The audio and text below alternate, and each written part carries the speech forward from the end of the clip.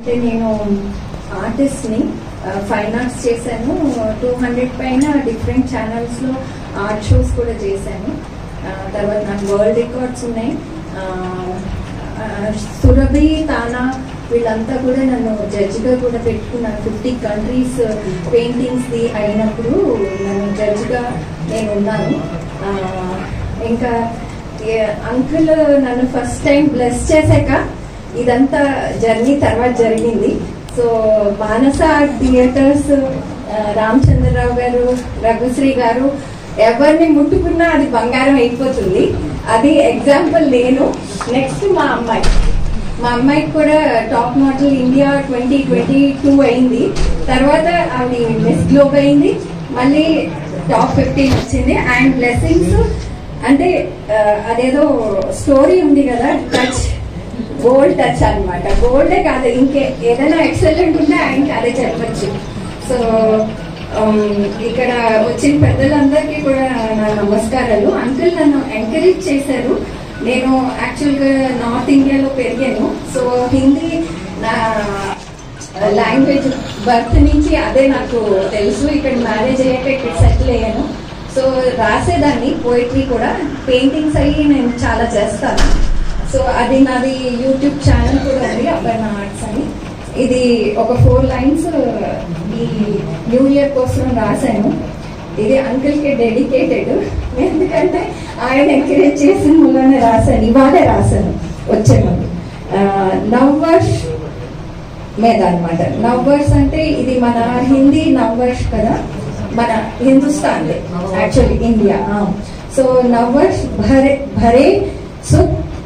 सुखद रस सबके जीवन में, इस रस कई रस है इस प्रकृति में, सब अपनाए हर रस को जीवन में, सब सीखे कुछ नया इस वर्ष में, सुख समृद्धि खुशियां हो सबके जीवन में.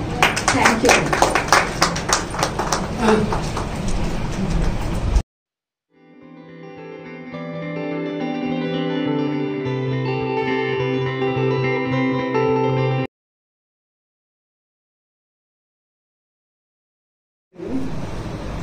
నేను ఇక్కడికి జర్నీ మొదలెట్టానంటే ఫస్ట్ కారణం అపర్ణ. చాలా నన్ను ఎలా అంటే పుష్ చేస్తుంది ఇప్పుడు కూడా. నువ్వు ఇది కాదు, నీలో టాలెంట్ ఉంది, నువ్వు ఎందుకు రావు, బయటికి ఎందుకు రావు అని చెప్పి నన్ను ఎలా అంటే నువ్వు వెళ్తావా లేకపోతే నన్ను తొయ్యనా అన్నట్టు చేస్తున్నావట. నాలో చాలా గుర్తించింది తను ఫస్ట్ నన్ను. దానితో నేను కల్చరల్ వర్క్ షోకి నా పెయింటింగ్స్ కానీ నాలో ఉన్న నా చిన్నప్పటి ఉన్న అన్నీ కూడా తను బయటకు తెచ్చింది. దాని ద్వారా నేను ఇలా మీ అందరిలో నిలబడగలిగాను. దానికి పక్కన చాలా థ్యాంక్స్ అండి. నెక్స్ట్ ఏంటంటే ఇప్పుడు మొన్న చూసాను రఘుశ్రీ అంకుల్ షో జరిగింది. ఆ షో జరిగిన తర్వాత నన్ను చూసి అంకుల్ నన్ను బ్లెస్ చేశారు. అంటే నేను ఇక్కడ పెరగలేదు, నాకు తెలుగు అంతా, నేను కర్ణాటక సైడ్ అమ్మాయిని. గంగావతి, అది హంపి, నియర్ బై హంపి. అక్కడ అంటే నేను చదువుకున్నదంతా అక్కడే. నా మ్యారేజ్ అయిన తర్వాత నేను ఇక్కడికి వచ్చాను. ఫస్ట్ చూసింది, ఫస్ట్ ఎంకరేజ్ చేసింది అంత అబ్బాయిన. అందుకే నాలో చూసి అప్పటి నుండి ఏంటంటే నన్ను వెంటపడుతుంది. నువ్వు ఎందుకు ఎప్పుడు పాటు చేసుకో, నీది ఇది కాదు, నీ స్టేజ్ వేరే ఉందని చెప్పి. అంకుల్కి ఎలాగ తెలిసిందో తెలీదు, నాకు అలా ఒకటి ఇచ్చారు. నేను చిన్నప్పటి నుంచి పోయిటరీ నా గురించి నేను రాసుకుంటాను, ఎవరికీ తెలియదు. నేను చాలా రాసుకున్నాను. నేను ప్రకృతి గురించి కూడా రాస్తాను. అదంటే ఇప్పుడు నా నుంచి బయటకు తీసుకొచ్చింది రఘుశ్రీ అంకుల్. నేను ఒక చిన్నది తెలుగులో చెప్తాను.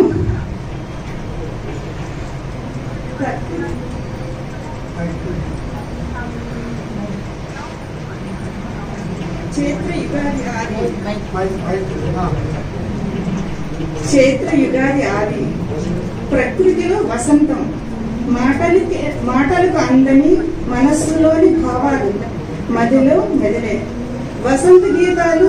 చైత్రం నన్ను ముంచెట్టే ప్రకృతిలో మార్పులు, కనువిందుల కోకిలల గీతాల స్వరాలు, వేప పువ్వులోని సువాసనల పరిమళాలు, కొత్తగా చిగురించిన మామిడి పిందుల వగరు ప్రకృతి మాత